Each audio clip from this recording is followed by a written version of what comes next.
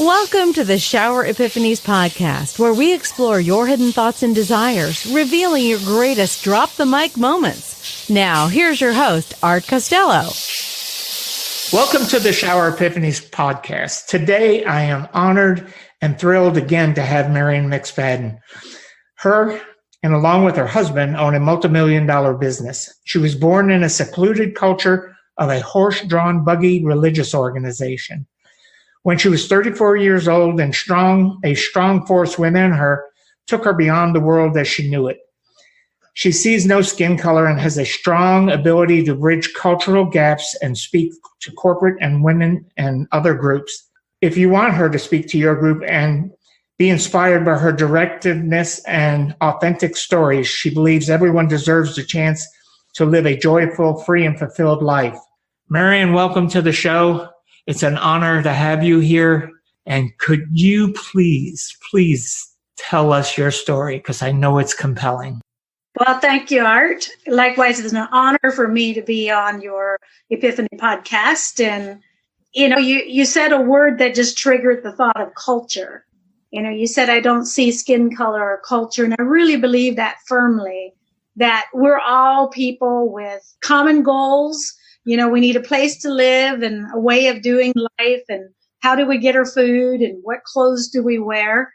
And true, I did grow up with a different culture right here within the United States that majority of the people cannot identify with because theirs was different. They grew up in a different culture. And when I was 34 years old, I did make that cultural shift. And when you made this cultural shift, can you tell us how it all went for you? Well, Art, some people make a cultural shift for different reasons.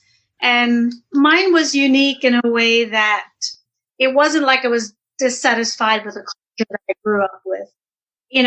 When you're in a conservative community like I was, where we didn't have cars, I rode my bicycle to school for 8 years. That's the education I received, was 8th grade. And I rode my bicycle to school all those years, starting from 1st grade, no matter what the weather was, except in some severe rain, rainy days, we did get a ride to school with a horse and buggy. But even that was a cold ride, a rainy, wet day. So my life was a little bit different in that way, but we still found a way to make a living. We had to have a place to live, and I was always provided for as far as a home. And it was just, we did things differently. And my dad and mom had a 400-acre dairy farm. And so I learned how to drive tractors at a young age. And when I was 10 years old, I learned how to throw the harness on our family horse, and I could drive 2 miles down the road to a little country store and pick up some groceries for my mother as she needed them. And that was a real win for me. That horse was taller than I was, but I figured out how to get that harness up there, because that meant when I could do that, I was qualified to drive on the road, which was a country road and not much traffic. So it was pretty safe for a little 10-year-old. But in looking back to 10-year-olds today now, I'm kind of amazed at the difference of experiences I had compared to a lot of 10-year-olds today. And I think, Art, you and I visited before that you also had some farm experiences and learning some work ethics and children these days, when they don't have that opportunity, I think they miss out on something. I agree. It instills in you a sense of direction, work ethic, pride. I mean, there's a whole bunch of things that you learn by having the responsibility. Maybe that's what I should say. You really learn responsibility at a young age when you have to take care of animals, because they cannot take care of themselves. You have to take care of them. And when you learn that, and you get up at 3 o'clock in the morning and milk cows, and 4 o'clock in the morning, kids today, if they get up by noontime, sometimes they think they're doing something fantastic. But, we had to live in that culture where we had responsibility at an early age, and it really, really built character in us that is, I think, lacking today. I wonder what there would be that we could do to bring a shift to that culture. Not everybody lives on a farm. And there's absolutely joys of living on a farm. You've got a lot of freedom. You got wide open fields. You can, play in the barn. You just got so much space to do things with.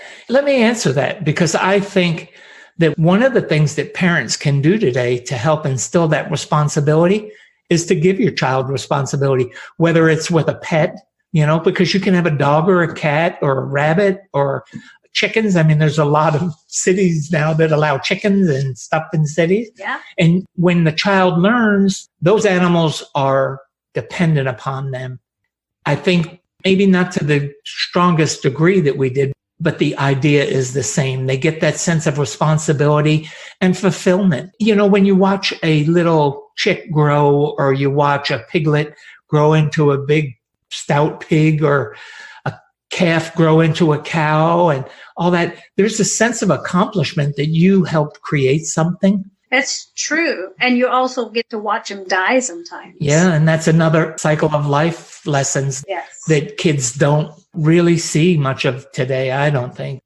We shield our children from seeing death, Yeah. So. Yep. And, Art, this may sound kind of gross, but by the time I was 10 years old, my mom could send me to the chicken yard and I could catch a couple chickens, pluck them and feather them and bring them to the house, processed, ready for the family table, or be cooked for the family table. That's not gross. I mean, anybody that's grown up on a farm and had chickens knows that. I can tell you a story. I raised a pig. His name was Oscar. He was huge, 600-700 pound pig. And he would follow me and my sister to the school bus. And as soon as we got on the school bus, he'd meander back to the barn. He'd spend the day there. He knew when the bus was coming back to drop us off late in the afternoon, and he'd be waiting.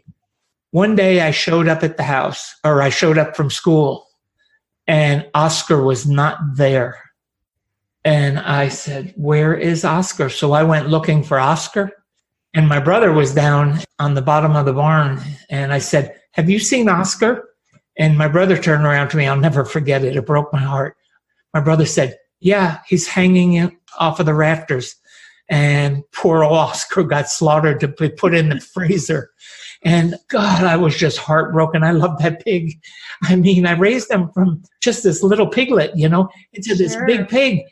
And they're very affectionate animals. That's what people don't understand about them when they're domesticated like that.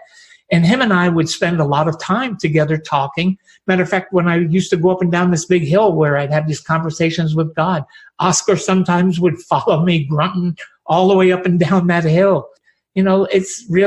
It's a lifestyle and a culture that, I wouldn't have traded it for anything. And I think you're probably the same way. It is true. There are parts of my childhood that were difficult, but on the flip side, where can children grow up where they say, well, I didn't have a difficult childhood? We all get some adversity. And so I do value the country experience. And to further a little bit how my story was different, perhaps, was that as I become an adult, I didn't have options and choices like most people had, because there were so many rules and restrictions on what you could and couldn't do. So I was not allowed to have a driver's license. I had to wear the certain dress, and my hair had to be a certain way, and my shoes had to be a certain way, and everything was pretty much looked at as it had to be a certain way. And even that wasn't so difficult for me, Art. It was the hurts that had happened in my life. And I didn't know how to release my emotions or even ask for anything, because I wasn't given opportunity or choices. The way I grew up was just, I kind of grew up like a wildflower. I didn't know that I had option in anything, or that I could have a choice. And part of that is, I'm saying, because with all of the hurts, everything that took place, I was sexually molested when I was 5 years old. And all of that hurt just got pushed down.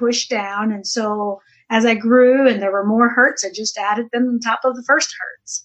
And by the time I was 34 years old, I felt like I would physically die if I didn't have any relief from that, because it was so oppressive and my depression had become so intense. In between my young adult years, I had become a school teacher as well. I taught in the one-room schoolhouse for 5 years where I went to school. And, we didn't have electricity. We had outdoor plumbing. That meant outhouses. So what the weather was, if you needed to take a trip to the bathroom, you went outside. And, that's not so bad either. Your body will adapt to a lot of things. Yes, it does. But as I continued, I also became a midwife, and I helped women birth their babies in the community. And that was very rewarding and a very wonderful time as well. The need to have closure in any given situation is sheer human nature. And when it comes to romantic relationships, this desire skyrockets. Has your previously failed relationship left you in immense pain? It's not uncommon for people to shy away from a new relationship after their first one fails miserably. The fear of the unknown makes them hide in a shell to prevent any future heartbreak. Relatable? Despite wanting to love and be loved, you can't take the plunge if your mind and heart are still locked somewhere in the past. Maybe you aren't aware of the power of releasing the past, or perhaps you don't know how to do it. Art Costello in his online course teaches the art of moving on from bad places to happier, more stable ones. This course can change your life for good, helping you beat all kinds of negativity on the road to eternal bliss. Sign up now before the gloominess gets the better of you at expectationacademy.com. Can you tell us what religious sect you were in? Well, a lot of people might reference to them as Amish or Mennonite, and they're very much the same, and yet very different if you're on the inside. My mom had a quilt shop, and a lot of people would ask, are you Amish or Mennonite? So I would give them the information that Amish men typically have a big full-grown beard, and the men will wear all solid colored clothes, and so will the women. Men, on the other hand, are clean-shaven. No beard, no mustache. They're clean-shaven. And typically the women will have some like flowers or design in their dresses. So that is almost like a sure way to say this is an Amish and this is a Mennonite. And there's so many different varieties of Amish and Mennonite within the culture that may look like similar in the outside. But again, if you're on the inside, it's very different. One person can do this. One person can have electricity in the home, the other one can't. One can have electricity in the school, not in the school, but you can have it in your home. Just how you make your clothing, what your buggy looks like, just little nuances. But yeah, as I grew and I took on more responsibility, it just seemed like life got heavier for me. And there are happy Mennonite and Amish families that absolutely love their life. And I think that's in all people groups. There are some people who are absolutely happy where they're at, and then there's other people that are absolutely miserable. And I should have been happy because it was not like I was being, held hostage or tortured in any way. It was my own oppression and depression that I didn't know how to overcome, and nobody in my circle knew how to help me. And that led me to a search. Do you think that being molested at a young age added guilt to it? Because I would think being in a Mennonite community, you think of purity and commitment to values and all of those things. And then to have that trust violated by anybody in the community is hard enough. But when you're in the kind of community you were in, it seems to me that would be even more difficult. Well, definitely. Anybody that has suffered in that realm and they receive some healing will finally discover how much it really did cost in their life. You just don't know how life would have been if it had been different, because that's all you know. But for me, Art, I didn't reckon with it. I always knew my story and I always knew what happened, but I never put language to it as an adult. And so it was kind of like buried with everything else. All the other emotion, everything got buried and didn't dare have a light or crack. I really didn't trust many people or hardly anyone. So I wouldn't even open up and share with my mom or my sisters. I was pretty close-chested with everything. Which just adds to the burden of it more. Yes, it does. Yeah. I didn't recognize either what had really happened to me. I refused to look at that and even consider anything. I never did. Till I was 33 years old, which was part of my breaking away then. But like I was saying, the responsibility of being a midwife, being responsible for mothers and babies. And I think the very nature of the work too was around sexuality. And I think it just stirred a lot of things. And I think I was just getting to the place where, it was like, right, something was going to open up and release one of these times because it couldn't be contained anymore. But you have to have a safe place for that to happen. If somebody opens up and releases all that has been held on the inside with unsafe people, it can be very devastating. Yes, it can. Institution, they don't know what to do with you because your body's going to have reactions that it cannot control. And that's where I have to give God so much credit, because in those oppressive times of about 32, 33 years old, I really started crying out to God because I felt like I couldn't live anymore. And I didn't know how to live. I wanted to live, but I didn't know how to live. And I'd cry my pillow at night. I would walk the country roads by myself and just cry my heart out to God, not even knowing that God could help me. But I knew that I needed help. And that intense seeking started shifting things. And it was like amazing how this person came in my life that brought a piece of the puzzle here. And another person came and another person. And it was a jigsaw puzzle. It didn't come in a straight line with clear direction every day. It was very much a faith walk of moving one step forward at a time and embracing new possibilities and never dreaming that it was possible to change. I was introduced to a program that was very intensive, and it was like 2.5 days. And then he came back a little bit later and did 5 days of intensive workshop where they had us open up and talk. And while I was at that workshop, I was in that really intense crying and seeking. And through that, I was asked to throw out my garbage. And I didn't think I had garbage. I thought I was a good Mennonite girl. Whatever. I had just always been kind of a good girl in a lot of ways. Except on the inside, I was very, I had bad attitudes and things. But I didn't do the physical things that some people might call bad. So while I was at the program, they asked us to throw out our garbage, and I didn't want to at first. I didn't think I had any. But as I started actually responding to what they were asking me to do, just hypothetically, I felt like I was so vulnerable, like I could go to hell. And I was always told that if I did anything different, I would go to hell. And I really didn't want to go to hell. I wanted to live and live right and do right. And that desperation of just feeling so vulnerable and so open to what I didn't know, I really turned to God again, but this time with a little bit of a shift of attitude of saying, God, I'm going to trust you completely. I'm going to get so close to you that I'm in your arms. And if I'm so close to you that I'm in your arms, then I won't go to hell because you're not going to hell. I believed God was good and I believed he was right, but I didn't know how to access that. I didn't know how to bridge that far away, angry God that I saw him as falsely. And that trusting of just coming near him and saying, I'm going to trust you, completely shifted things. It was like in a moment, everything shifted. But I had to learn what that new shift looked like. It was like I had new glasses and I saw everything differently.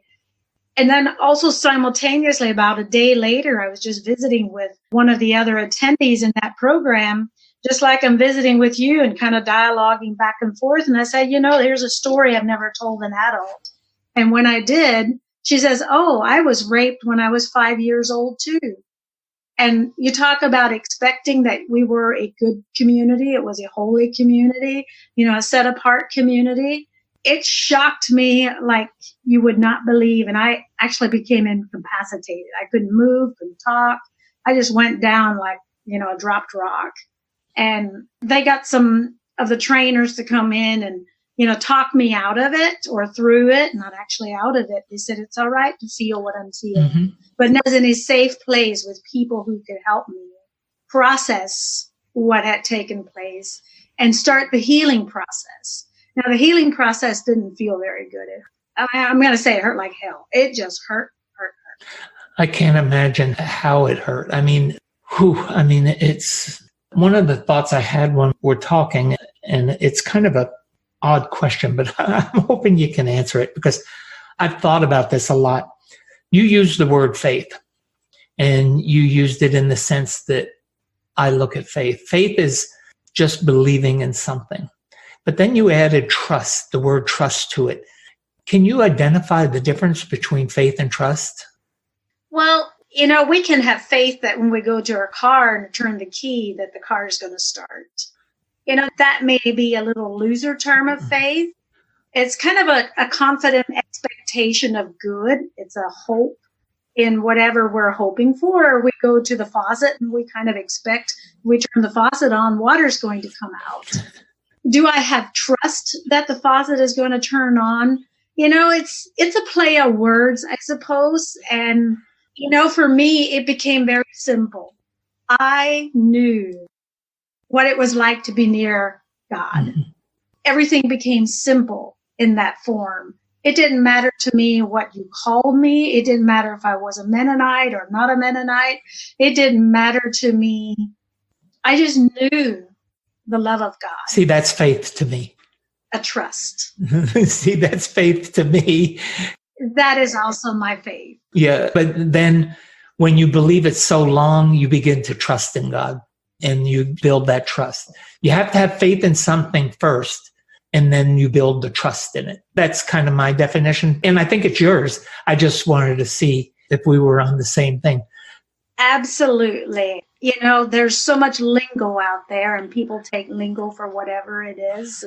And I'm okay with that, just like culture. Mm-hmm. Why do you have to get so wrapped up about culture or skin color? Or, can't we just let that all go and become kind of like one? I like that oneness. And I think when I experienced that oneness with God, my heart just longed to be with other people who had that oneness with God. And unfortunately, that was something my family didn't have. So I went in pursuit of that. That was kind of my pursuit. But two things happened when I was in that coma-like state for, I don't know how long, might have been an hour or so. But two things happened. I knew that I was going to be leaving the Mennonite community. I didn't know what that looked like. I didn't know when, but I knew that. And I also knew that I would have to confront the person that violated my life sexually. And I didn't know what that looked like. Two major events that you're having to deal with at the same time. Exactly. And it was like that compelling was so strong. And that is what moved me. If I didn't have that strong compelling, I would have flaked out because I wouldn't have wanted to go through the pain of the separation. But something inside of me knew that this was going to cause a divide between me and my family. Now, I was single. I'd never dated anyone, never had a relationship with anyone, as a boyfriend or anything. Mm-hmm. So I was completely free from any type of obligation in that way. But I had some nieces and nephews I was very, very close to. And I didn't want to leave. I didn't want to have a separation with them. Two of the girls were 5 and 6 years old. And then, of course, my mom. I wasn't close to my mom, but I had no desire to hurt her. And I knew she was going to hurt almost like none of the others would, and the two little girls. So there wasn't anything in me that was joyous and excited about leaving and saying, oh, now I can do whatever I want to. I didn't have that. I just knew that I needed to go. I needed to confront the perpetrator for several reasons, for my own healing, and also to raise an awareness to protect other people, other children. And you were subject, possibly, you wouldn't know this or not, but you were probably community-wise shunned somewhat, weren't you? After I left? Yes. When I left, I chose to close the door behind me so nobody knew where I was for 9 months, for the reason of if they would have known where I was, they would have done their best to convince me to go back. And there was such a longing to be with them. I was afraid they could have done it. And something inside of me knew that this was going to have to be a forever separation. And the only way it can be bridged if they want to come my direction of finding unity. Not saying they have to leave the Mennonite culture, but we have to find that unity where we can become one. And I'm so thankful to God that he allowed that to happen with my mom before she passed 2 years ago. She stayed in the culture and in the community, but there was a oneness that started happening where we could allow each other to be who we were. A healing. Yeah, a healing. And it happened as she was dying, the hill, or not a hill, but, it's kind of a downward spiral sometimes when somebody gets to the end of their life and that going through that phase. And through the phase of spending more time with mom when she needed help was also part of the healing. So I'm very grateful that the doors opened, that I could be a part of that in my heart. Has anyone ever inspired you to discover a happier, healthier, and more fulfilled you? It is a magical experience, isn't it? Inspiration is indeed very powerful, yet it's often undermined. It can lift you from the ground to the sky in no time. Have you ever thought about returning the favor by inspiring the people around you? If you don't think you have it in you, we have good news for you. Art Costello's online course has everything you need to learn to supercharge yourself and shape your character into a powerful personality. Get ready to discover your strengths and unleash the creativity within. Don't believe it? Check it out yourself by signing up for this life-changing course at expectationacademy.com. That's expectationacademy.com.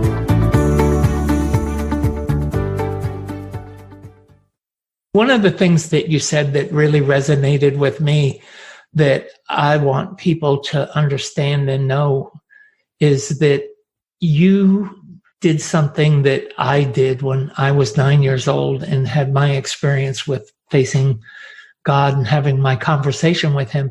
You trusted your gut.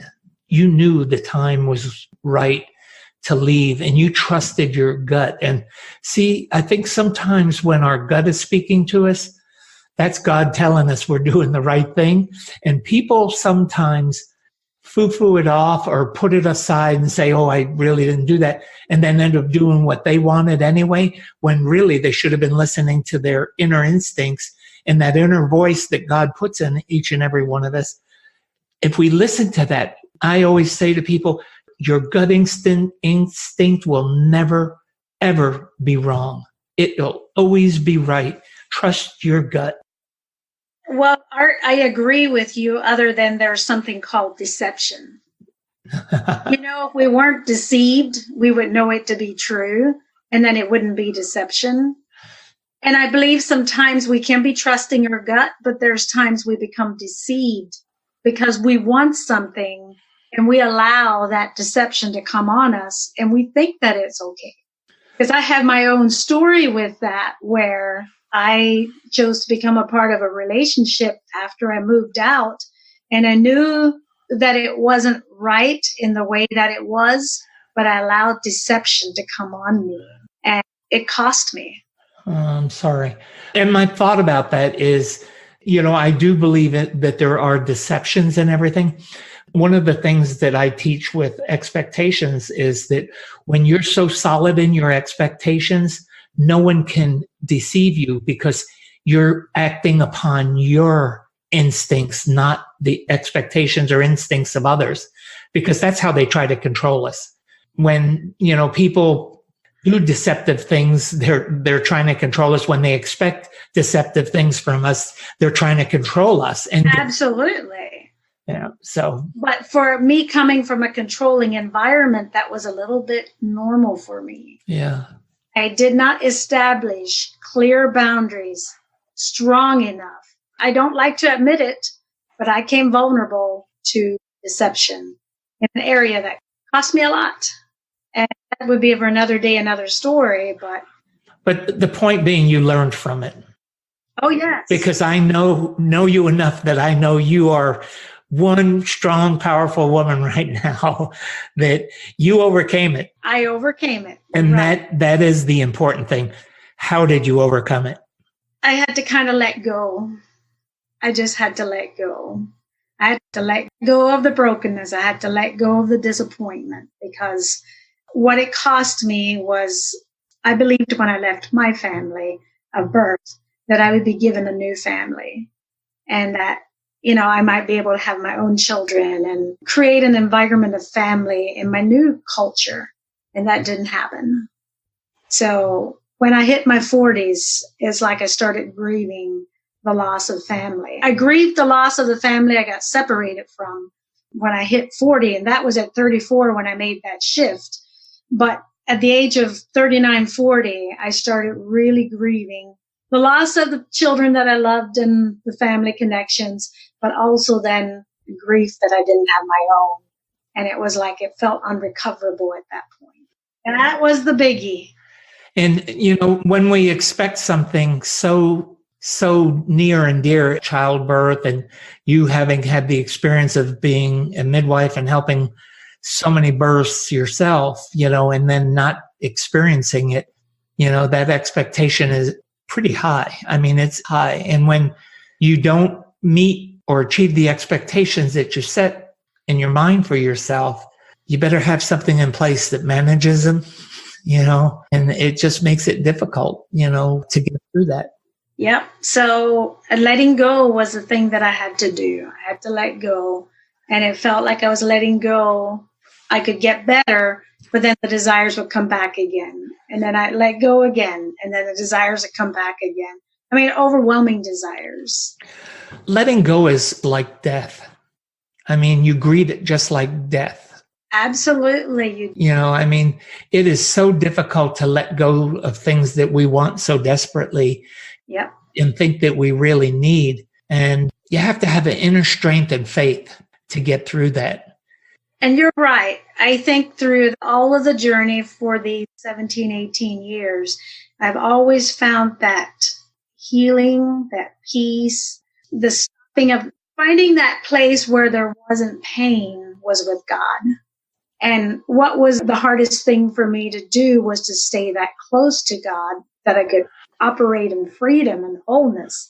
Because when you start looking at yourself and what you don't have and you lose your thankfulness, you're just setting yourself up for a whole lot more hurt.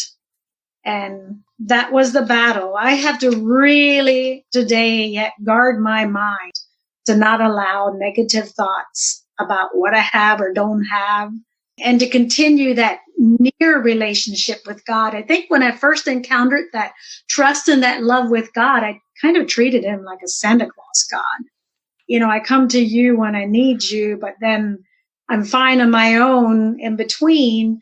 And I think it took a lot of muscle strengthening to get to that place, for me anyway, maybe different for other people, where to build that relationship where I now feel like it's a little more like a daily relationship, sometimes 24/7 type of closer relationship. And if I stray away from that a little bit, I try to remember like, oh my, this is not good. It's just like something else tries to steal me away. Don't you think that that's God trying to make you grow?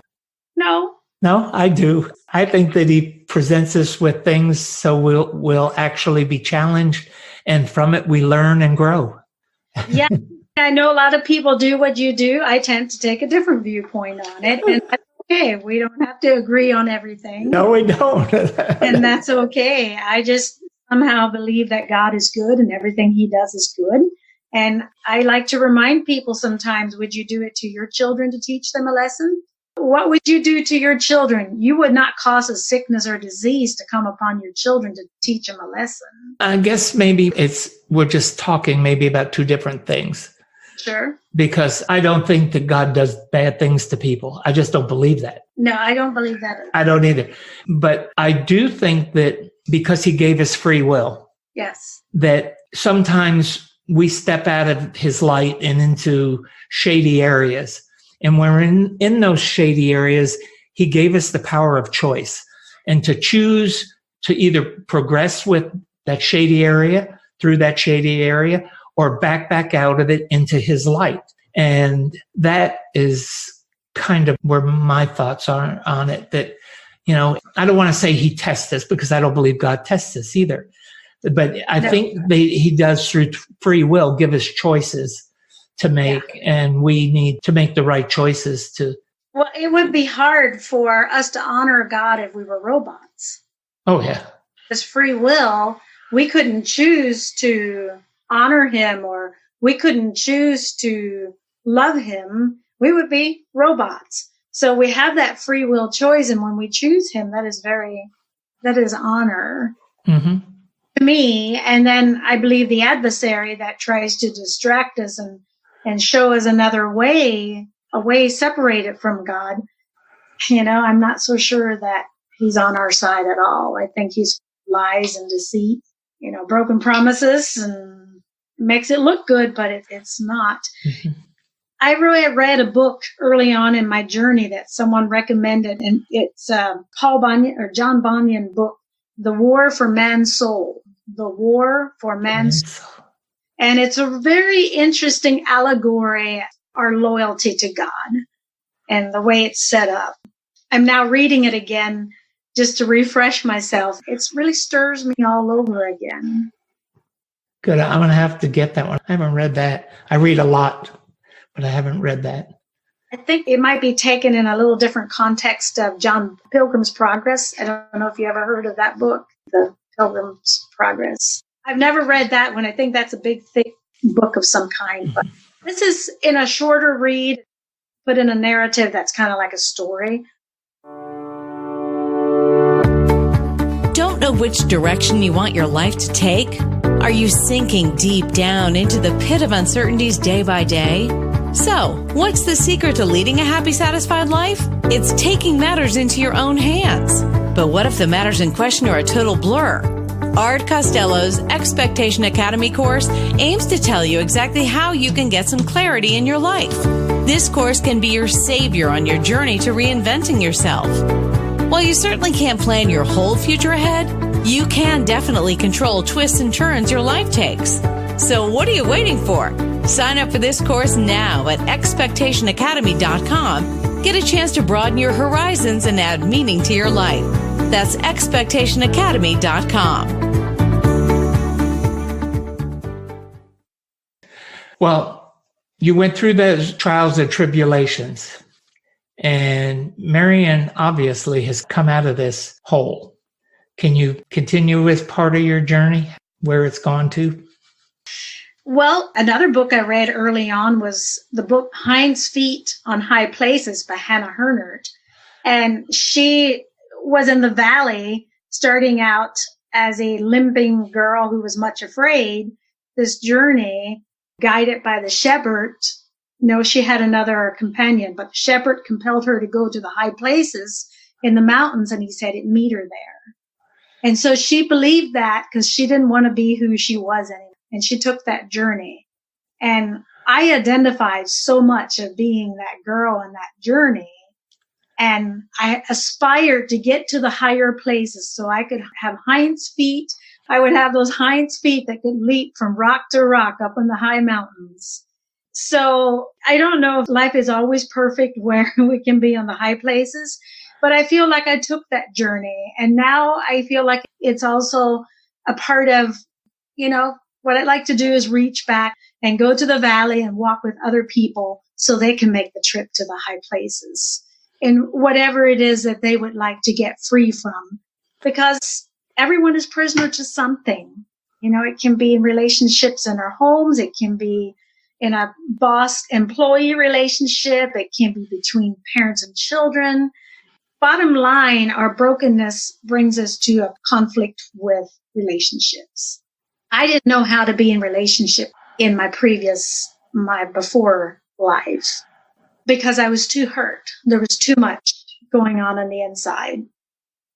Do you think you were isolated being in the Mennonite community like that? That you were isolated and you were really a lot of what was holding you back too? Well, there wasn't too much option to get help. Mm-hmm. And there's people outside of the Mennonite community that don't know where to go for help. You may reach out and talk to somebody about some problems, but they don't know how to help you. So you just assume there is nobody that can help you. And even on my life on this side, I found myself in similar situations when I was hurting, going through the grieving process, kind of all over again and picking up some negative attitudes again that I felt like I don't know who to go to for help. And I started hearing a voice saying, see, you trusted God, and now look where you are. You don't have family. Look at you. You're not happy. And that was a hard place. But because I was able to respond when help came again, and that was about 10 years ago, 7 years into the journey, I pretty much, got my head underwater and didn't know how to get out again. And so the journey of healing again started 10 years ago. So started 17 years ago, Mark 7, the year Mark 7. I was pretty flat, it didn't work out the way I thought it would. And then help started coming, and I responded, and it's been a 10-year growing journey since. And now I'm feeling like it's just, I want to walk with other people and also help them establish such clear goals and boundaries that they don't go back to a hurtful place and have to be hurt more. Is there any type of person that you want to work with more than another type? I think if anybody, the people that may find themselves, divorced people a lot of times have been hurt. And you've been betrayed in some way, whether you're the person that even had an affair outside. Now you have broken trust because you've been unfaithful. So who are you going to trust because you're untrustworthy yourself? Or if you're the one that was cheated on, you're going to be having broken trust. So I think, and even children that are caught in the middle of that, and divorce is such a big, a big part of our lives. In 45 to 50% of marriages do not survive. And then a lot of people don't even get married anymore. I just saw figures on it that it's up to 54% now. Yeah. So there's a lot of people that get hurt by that. And then you end up trying another relationship and you find yourself back in the familiar place because those trust factors, and then you throw in all the people that have been raped. Those numbers are horrifying too. So I think people that have something that is in them that they don't know how to uncover, they don't know whether it is through a broken divorce or a relationship, or they've been violated in some way. And then the children are caught in the middle. And I've worked with children and they just want mom and dad to be together. They don't want to have to pick mom over here, dad over there. They just, when they're younger, they just want mom and dad to be together. And so I think there's something that happens in children too, that they carry into their adult years. And then many times if mom and dad are divorced, those children end up being divorced. So we just perpetuate that. And so if there's somebody who would say, I carry some of those scars, I find it hard to really bond and connect with people, especially in my marriage, especially in closer relationships, because I find, Art, that some people are professional. Oh, I have trouble saying this word, schizophrenia. Schizophrenia? Yeah.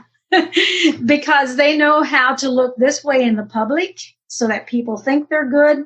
But then when they're home, they don't know how to trust people close in their life. They don't know how to bond and connect with people closely because they've been hurt. There is broken trust. And it doesn't have to be that way. Somebody can take that trip and go through the healing process and can get to the high places, and they'll be able to leap and jump and open up their hearts and trust again. Because what happens when we open up our hearts, many times here comes that arrow and shoots you in the heart, and you just right back up again. So that is who I think would really fit this, but it could be somebody wanting to get out of a culture like myself. And I was broken, I was broken. And it may be somebody who's successful financially, but they're struggling in an area that they cover up. They can make it look good professionally in the public place, but privately, they may be struggling. And anybody like that would really get benefit because they would find, higher places where love and trust and hope. And when you have hope in your life, Art, then things get better because you're gravitating towards something that is brighter and better for you. I got a question for you. What's the hardest thing you've ever done in your life? Well, the hardest thing I did, hands down, Art, was the night that I moved out of the community I was born in, the culture I was raised in, and for generations of people and aunts and uncles and grandparents and brothers and sisters and nieces and nephews, just all around me, everything that I knew. And to make that separation is the hardest thing I've ever done.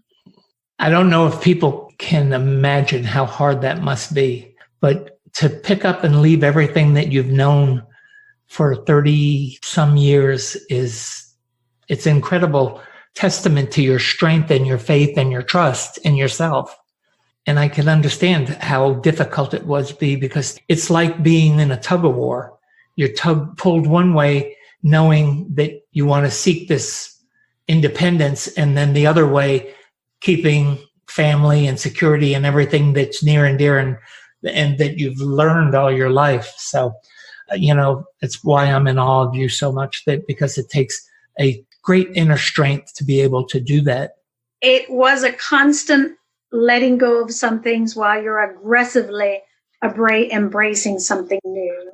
Yeah. And it's just literally impossible to turn loose of everything that you know and just immediately embrace everything new.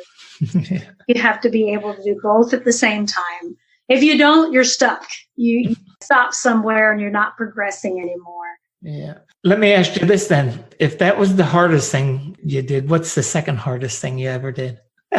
Well, I wish I wouldn't have to answer this one, Art. Mm-hmm.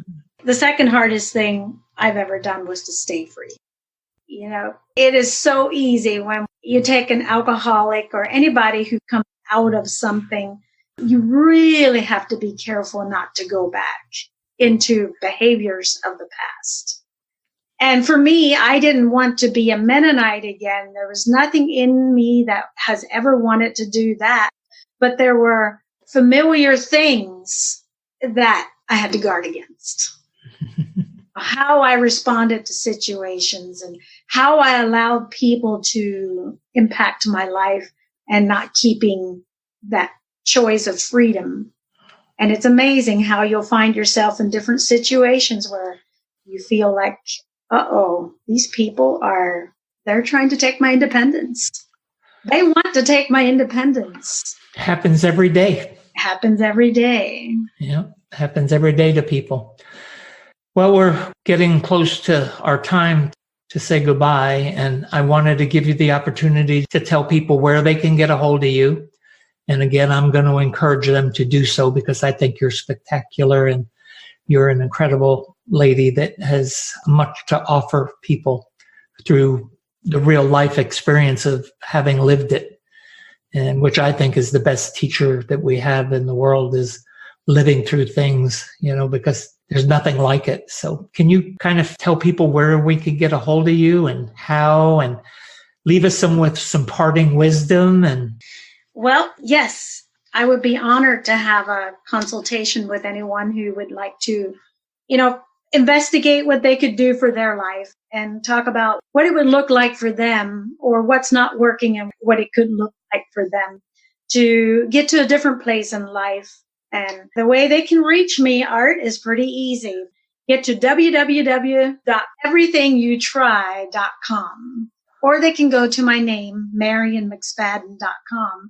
They'll come to a landing page that they can see a little video that I put on there, but they can also click to connect and set up a free consultation with me through a scheduler. And then there's also another link there that they can click and they can get a free chapter that I've written. And I share a little bit of my story in there and just some things that I've learned.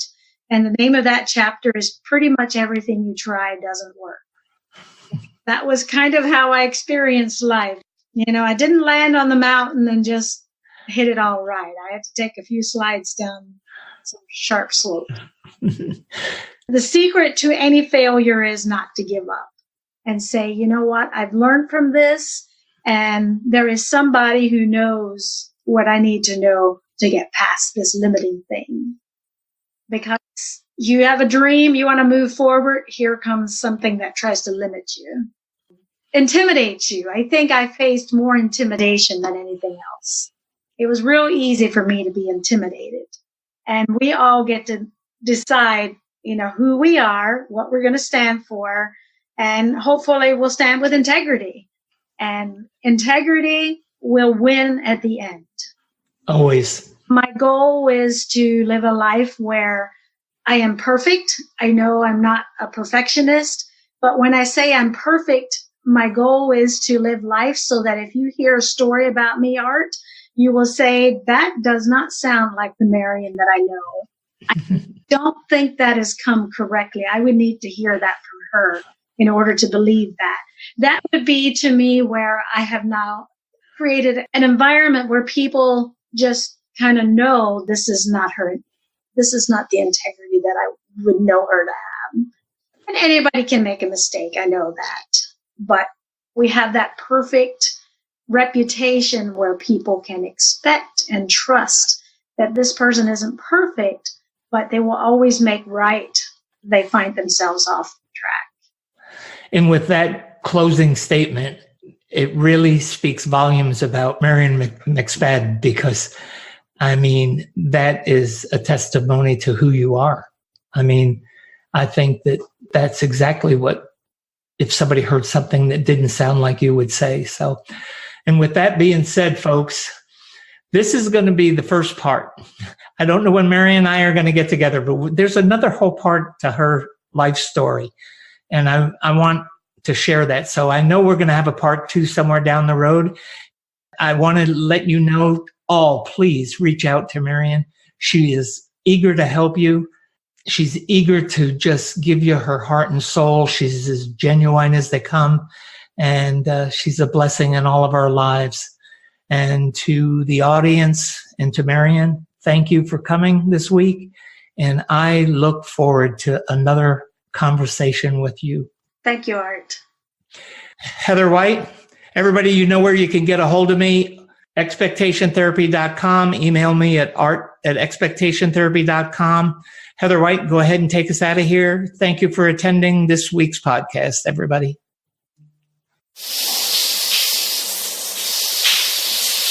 Thanks for listening to the show. Drop us your comments and questions with what you want answered on the show. You can subscribe on iTunes and Binge Network. You can also get more information on the website, expectationtherapy.com.